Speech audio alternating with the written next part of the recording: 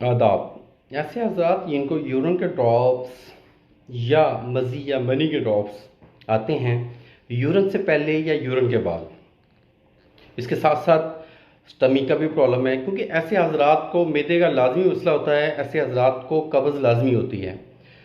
तो ऐसे हजरात को सबसे पहले चाहिए कि कब्ज़ का ट्रीटमेंट करें। कब्ज़ का ट्रीटमेंट बड़ा आम सा है। अमरूद का इस्तेमाल अगर आप डेली कर दें, सना मक्की का कावे का इस्तेमाल कर दें, और इसके साथ साथ आप ऐसी चीज़ों का इस्तेमाल करें जो गर्म तारों, मतलब कि जैतून का तेल वगैरह आप इस्तेमाल कर सकते हैं।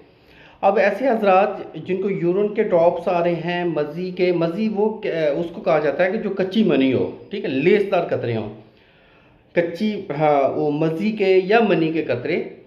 तो इट्स मीन कि आप यूरिन की रिपोर्ट करवाएंगे तो यूरिन में पस सेल भी आएंगे, प्रोटीन्स आएंगे।